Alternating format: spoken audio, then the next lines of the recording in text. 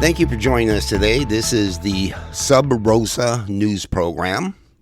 I am Dan Gordy. This program is being recorded on Friday, March 27th, 2026 in Sacramento, California, the capital city of the Golden State. Thank you very much for joining us from whatever platform you are hearing this program. We appreciate your time. Thanks for joining us. We can't stress that enough. On today's program, I want to discuss a recent action by the Trump administration. And there are so many things happening with the Trump administration in both terms. In the second term, right now we have the war in Iran going on. And it's hard to look over other things that are happening because there's just chaos, nonstop chaos. But one thing that happened earlier this year was a edict from the Department of Transportation.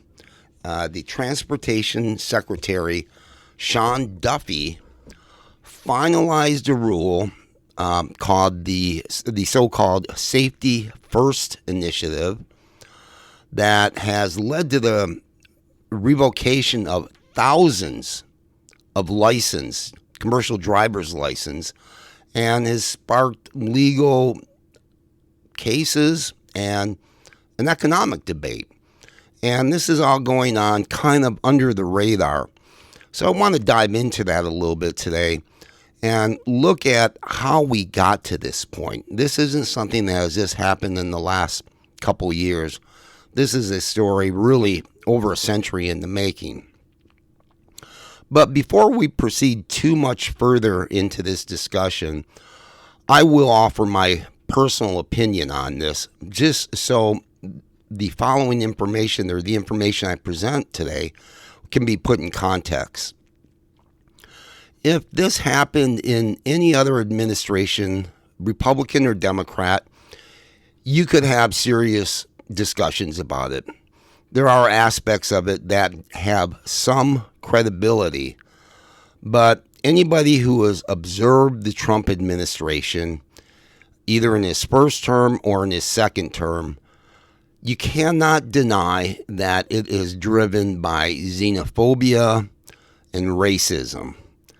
And I think and this is my personal opinion, and as you'll see, based on my personal experience in the transportation industry, this is driven by racism.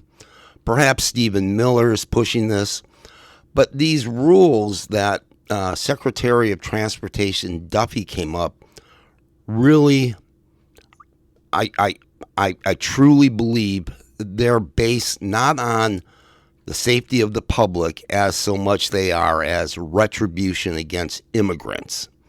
This is one of the driving factors in the Trump administration. So I want to have that out there so you can understand as we go through this, the context I'm discussing this.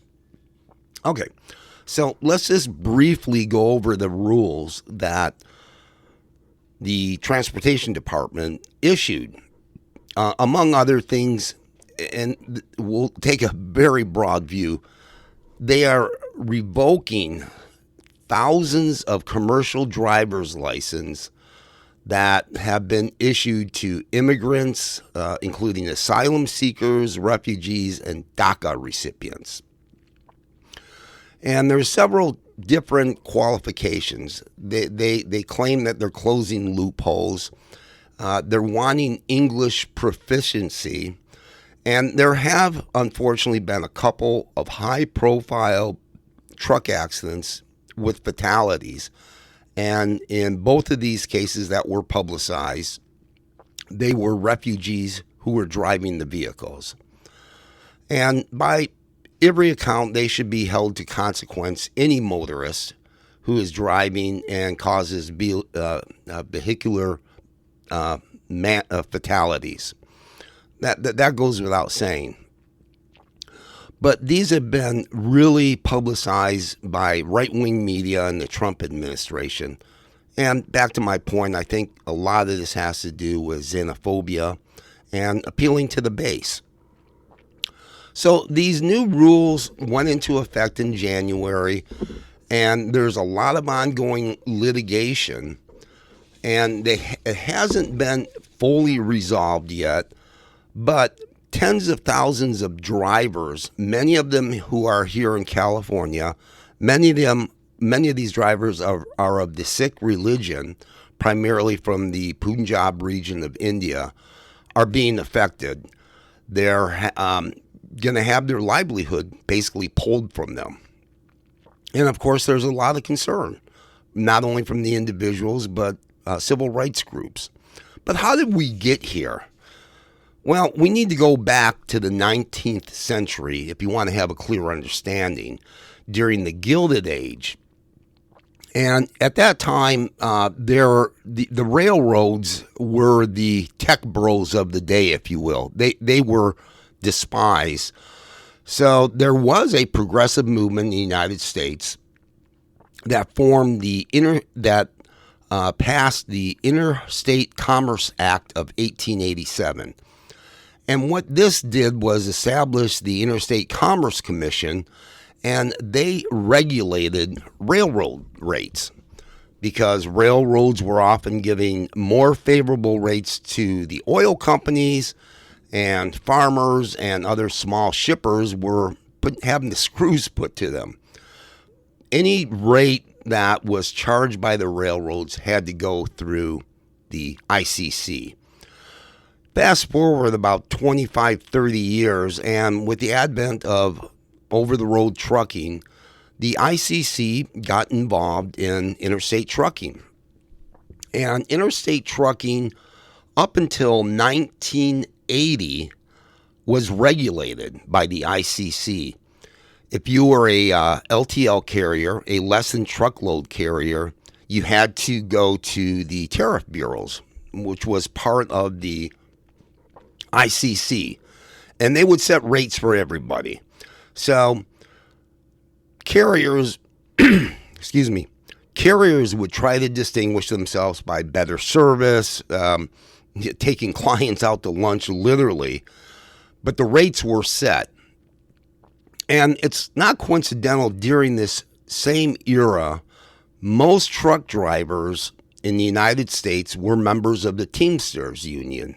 Now, say what you will about the Teamsters, but these were well-paid jobs, and it was a regulated industry, and there was more safety orientation, if you will, amongst the drivers.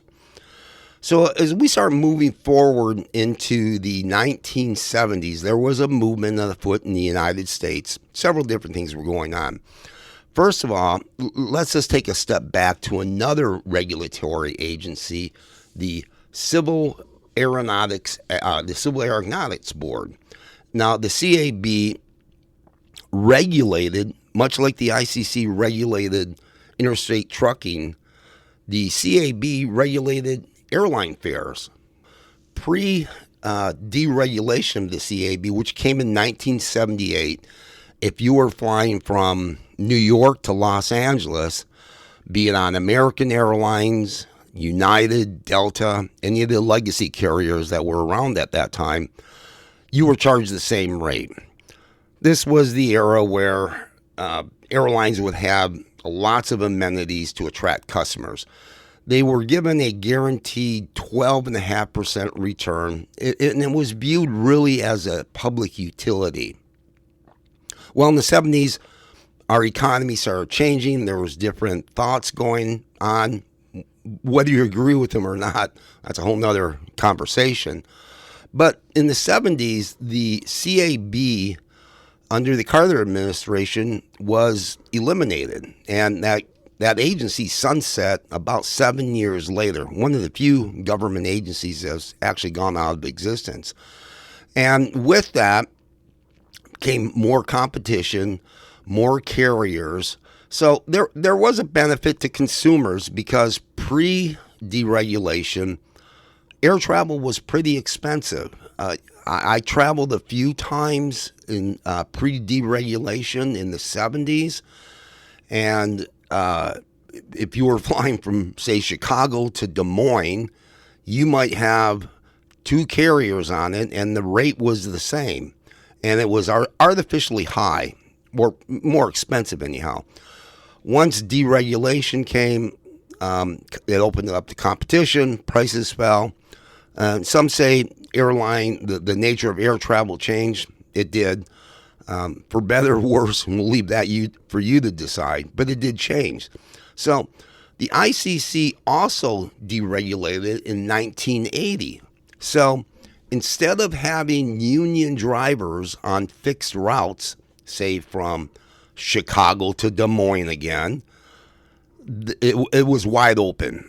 People could charge whatever they wanted. So a lot of low-cost carriers entered the market, and for shippers, it was a bonanza. There was more competition, more rate competition. So low-cost carriers entered the market, many of them non-union. Now, there was another event that happened at about the same time, not directly related to this, but it did have an effect on it. And that was the strike by the professional air traffic controllers in 1981. Air traffic controllers went on strike, and the short version is President Reagan fired all these air traffic controllers. They were rehired by replacements, and most of these men and women who lost their jobs never went back to being air traffic controllers. And that was a major move, a major change, because at that point, through the 60s and even into the 70s, the union movement was very strong. This act by President Reagan really was a union-busting act, and it tacitly gave permission to other businesses to bust unions. And it's no coincidence that the labor movement really never recovered from that, in a sense. There have been signs in the last few years there's been a resurgence in union interests, but that really was a significant event. So this happened at about the same time, in very broad terms, as trucking was deregulated and passenger airline travel was deregulated. So you have three big events happening. And I cannot overstate the effect that the air traffic controller strike had, because it really, in my view, broke the back of labor unions. Some people may like that. Other people don't, obviously. But it had an effect, and it really has moved forward over the last 40 years since that time. So let's take a break, and when we come back, we're going to discuss a little bit more of what happened in the post-PATCO, the post-strike era.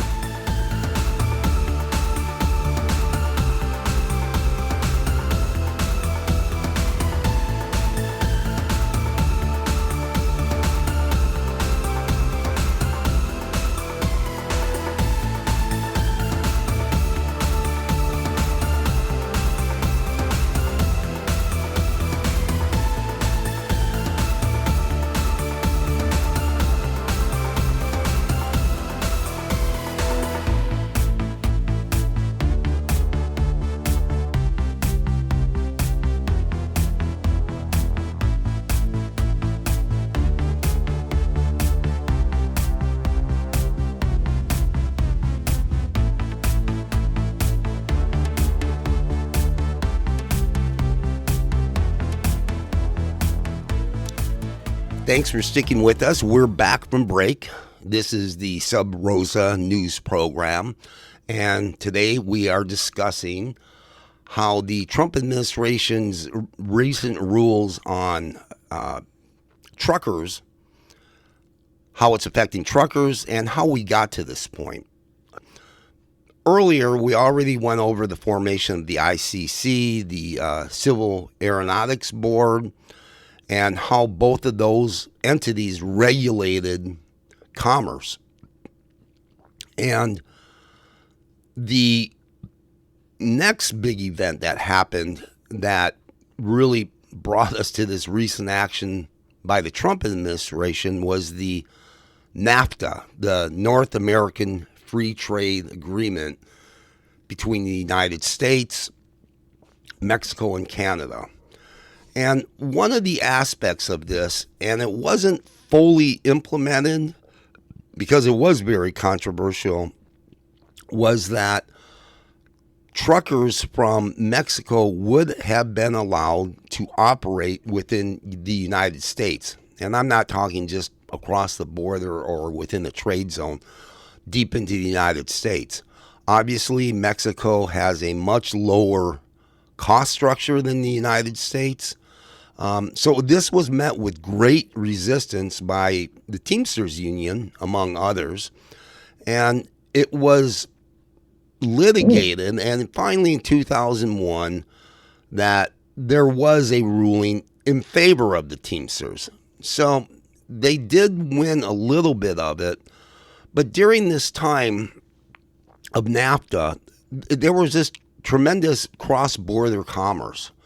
And a lot of this commerce used to move by less than truckload carriers, and it switched in part because production philosophies, if you will, changed to a just-in-time inventory system. Now, a just-in-time inventory system, as the name implies, is, say you're a car manufacturer and you, instead of having bumpers in your warehouse, a 3-month supply of bumpers in your warehouse, you would get them just before production of those vehicles started. So your inventory costs were lower. There was some economic benefit. For consumers, you could argue it helped control costs. But this shifted the transfer of goods from less than truckload carriers to truckload carriers. And I have some experience in the transportation industry. The first 15 years of my career were in transportation, so I have very good familiarity with this. And truckload carriers, even in the best of circumstances, they have difficulty recruiting and retaining drivers. It is a grueling job. Drivers are generally paid by the mile, so to make money, you have to be on the road. They're not paid by the hour like union drivers typically were. And they were not union jobs either. So the wages were much lower. You might be a long-haul driver, and you might have a family in Houston, Texas, say, and you make regular runs from the Texas-Mexico border up to Detroit with car parts, and you might not see your family for 3 or 4 weeks at a time. So it's a very hard job to not only perform and try to maintain some semblance of normalcy in your family, particularly if you have children, but the pay was really not very good. And I worked at a logistics company in the mid-90s, and part of my job there was buying truckloads, literally, to ship goods. And I can't tell you how many times I would call up and I'd have 5 or 6 truckloads of goods to move to various parts of the United States, and I could not book drivers because the dispatchers at all these companies, they didn't have enough drivers. So the wages were lowered, and there was a shortage of drivers. So let me ask you this as a rhetorical question. What is the great American tradition when it comes to a labor shortage? Well, those jobs which are hard to fill are often filled by immigrants. It's part of our DNA. Think back to the Chicago packing house workers, mostly Eastern Europeans, and our history is just filled with that. So it created an economic opportunity for several different people in several different groups. One of the groups that seized on this, amongst others, were the members of the Sikh community. And it was a relatively easy business to get into. You would have to get your commercial driver's license. And my ex-wife actually had some experience in this. She worked for a carrier, and part of her job was to recruit and verify the paperwork of drivers. And many of the drivers were Indian and or Sikh, and it was a relatively easy business to get into. You get your commercial driver's license. You buy a used truck, because that's what most of them bought, were used trucks. And a tractor can last, you can get 1,000,000 miles out of it. And there's so many large carriers that turn over their fleet, you could get one. And then you could go contract with any number of different companies. So the wages were not real well. It was an economic opportunity for somebody that kind of had their own business, and not a tremendous amount of money, 20 years ago. So a lot of Sikhs got into this business, as with other people, and I'm just using the Sikh community because they're very prevalent here in California. So they get into the business, and many of them are doing quite well. Some of them have added other trucks and have developed into trucking companies. And then they recruit because of competition. Wages are not real high. Now, the typical driver can make about $40,000 to $50,000 a year, but these are not 8 to 5 jobs. These are jobs where you're probably working in excess of 50 to 60 hours a week, 6 or 7 days a week, and you might be gone from your family, as I was explaining earlier with truckload carriers.